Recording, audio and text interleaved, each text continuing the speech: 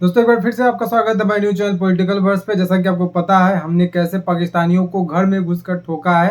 शायद ही 1971 के बाद से ऐसा कोई कर पाया होगा कि पाकिस्तानियों को घर में घुसकर मारना, और वो भी पंजाब जिसको बोलते हैं। पाकिस्तान में एक पंजाब है जिसको बोलते हैं कि मेन पाकिस्तान वही है, क्योंकि जितना भी समृद्ध लोग हैं वहीं रहते हैं। ज़्यादातर सरकारी नौकरी जो करते हैं वहीं से आते हैं, फौजी में जो भर्ती होते हैं ज़्यादातर वहीं से आते हैं। मतलब जितना भी सरकारी अफसर होते हैं सब वहीं से आते हैं, और वहीं पे ज़्यादा तादाद में टेररिस्ट है बड़े बड़े, जैसे मोहम्मद हाफिज़ सईद जैसे बड़े बड़े टेररिस्ट वहीं पे रहते हैं। लादेन जैसे बड़े बड़े टेररिस्ट वहीं पे थे।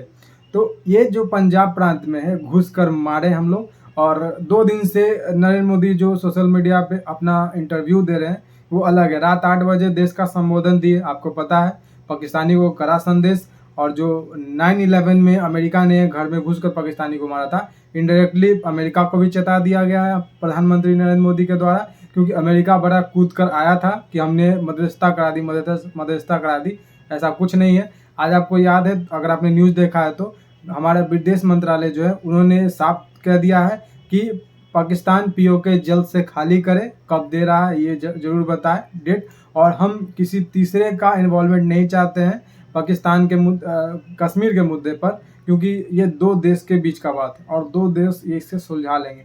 और अभी पाकिस्तान किसी भी देश के पास जाए, उसके बाप तुर्की, चाइना, अमेरिका, उसके बहुत सारे बाप हैं, कितने भी बाप के पास जाए वो, अब जो इंडिया है वो छोड़ने वाला नहीं है। आज देखिए उधमपुर एयरबेस जो कि जम्मू कश्मीर में स्थित है, वहाँ पे नरेंद्र मोदी जाते हैं और पाकिस्तान को कड़ा संदेश देते हैं कि उधमपुर एयरबेस पे उसका दावा था पाकिस्तान का, जो जनरल था आर्मी एयरफोर्स का, वो जो है वो एक्सप्लेन कर रहा था कि देखिए मैं ये एयरबेस को उड़ा दिया हूँ यहाँ से यहाँ, मतलब बिफोर आफ्टर वो कुछ करके दिखा रहा था, आपने न्यूज़ में देखा होगा।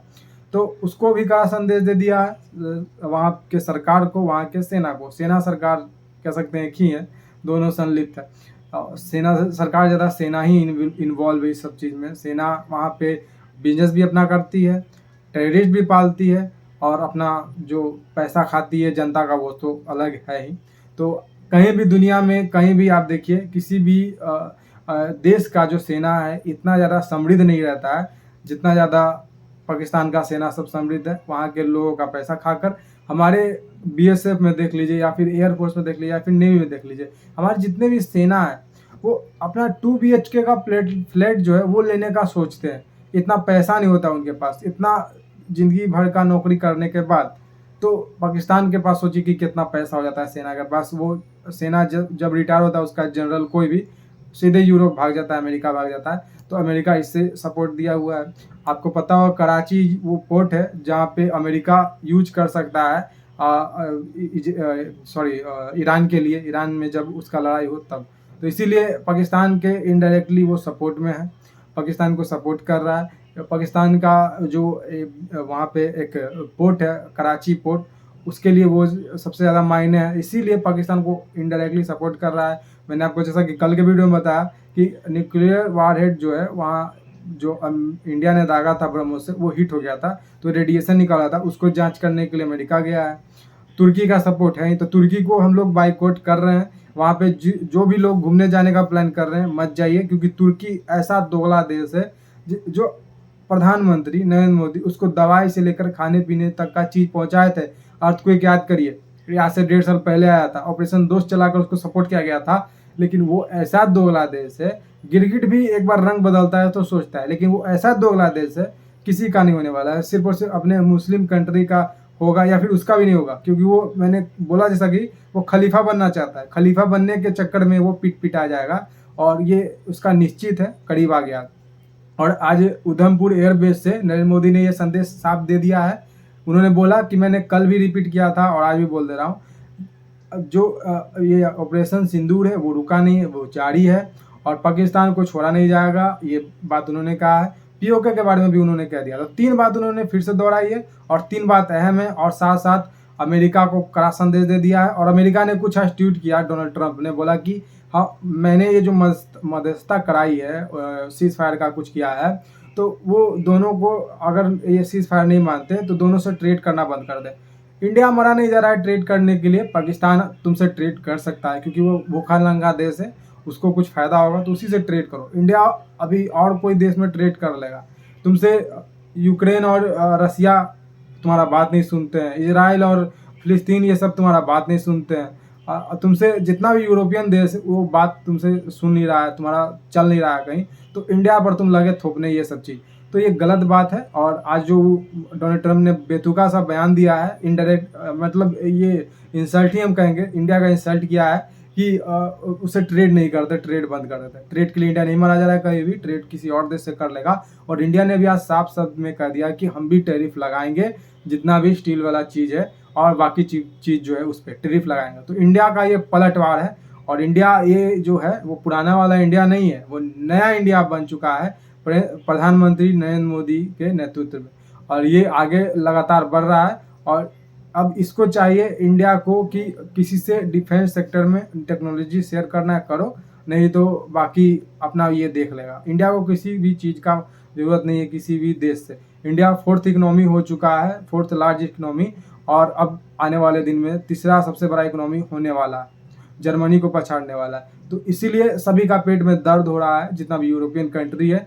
लेकिन मोदी ने जो कहा है उस पर गौर करिएगा, ऑपरेशन अभी खत्म नहीं हुआ है।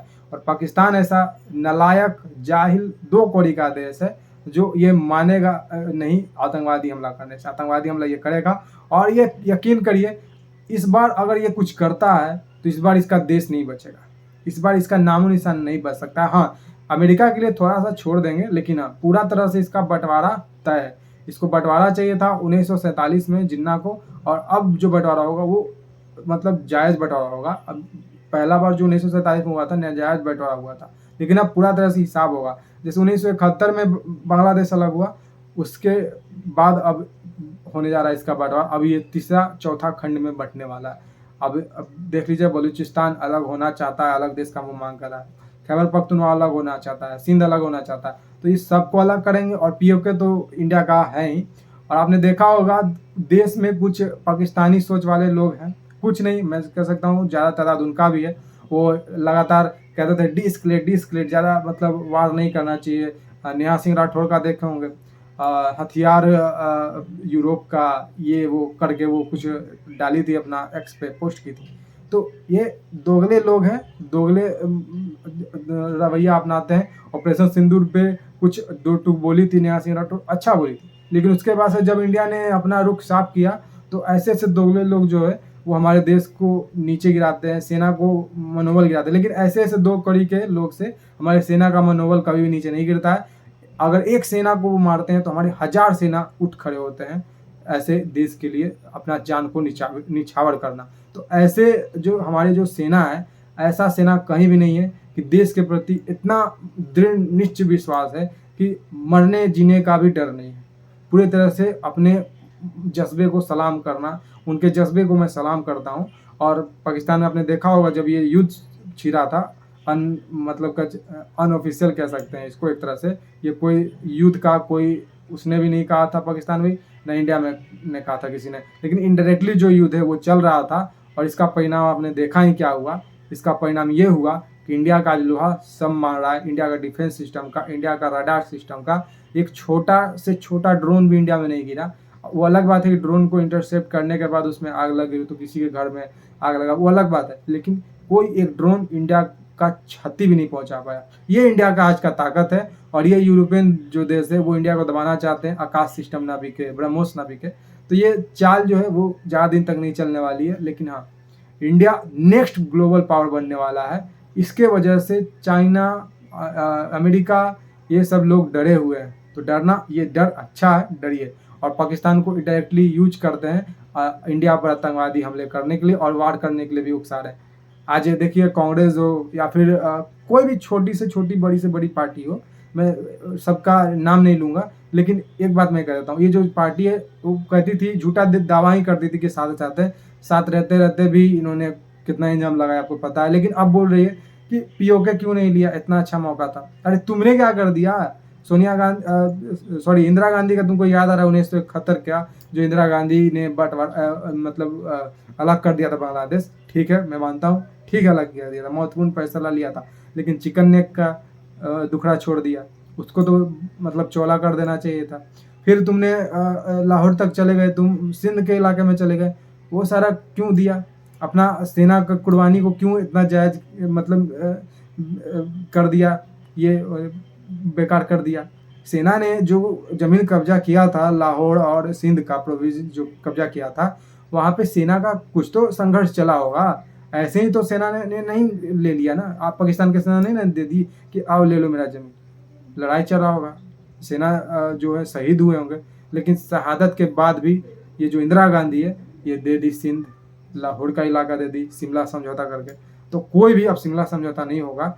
और जहाँ तक इंडिया घुसेगा पाकिस्तान में, वो अब हिस्ट्री देखेगा, सारा दुनिया देखेगा कि इंडिया क्या कर सकता है। और ये आने वाले समय में होकर रहेगा। और ये जो युद्ध है, ये निर्णायक युद्ध होगा और ये महाभारत का अगला चरण होगा। कैसे आपने देखा होगा महाभारत में, जब द्रौपदी का जो बाल खींचा गया, उसके बाद से महाभारत हुआ। मतलब क्या इससे हम सीख मिलता है कि अगर न्याय है, जहाँ न्याय के खिलाफ आवाज़ उठाना है और अन्याय जो हो रहा है उसके खिलाफ आवाज़ उठाकर उसके लिए लड़ना, उसके लिए मार काट करना, वो धर्म है।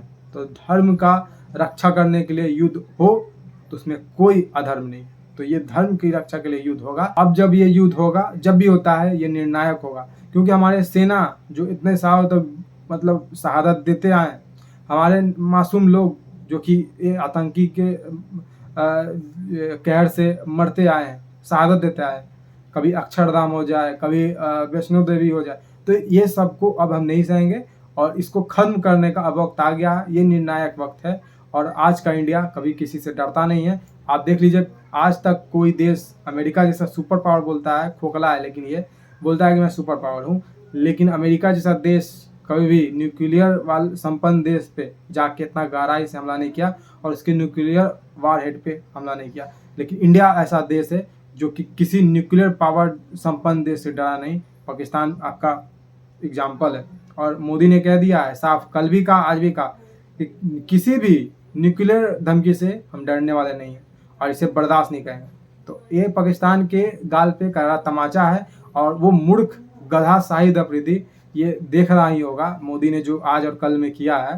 तो अपना जो मतलब रैली है, विजय यात्रा जो भी कह लो, वो बंद कर दो और कुछ देश पर फोकस करो, गरीबी मिटाओ, जनता का पैसा मत लूटो। और वहाँ के जनता भी दोगली है कि इन जैसे लोगों का सपोर्ट करती है, इन जैसे फौजी का सपोर्ट करती है। क्या मौलाना मुरीन जो है वो बंकर में जाकर दुबक कर छुप गया इंडिया के डर से, अब निकला है अपने जवानों को हॉस्पिटल में देखने जाने के लिए, क्योंकि हमने उनके 35 जवान मारे हैं। हमारे जो सेना है उनका आंकड़ा ये दिया हुआ है और आज देखा गया है इतने दिन के बाद कि वो हॉस्पिटल में जाके अपने सेना का हाल समाचार ले रहा है। तो ये मौलाना मुरीन के डरपोकी जो सोच है उसको दर्शाता है। तो ऐसा डर मुझे अच्छा लगा और इंडिया के जितने भी लोग उससे अच्छा लगा। और ये डर होना चाहिए पाकिस्तान के अंदर और ये डर अच्छा है और उसके लिए भी अच्छा है, तो डरना चाहिए। ये आज के लिए इतना ही। जय वंदे मातरम, जय श्री राम।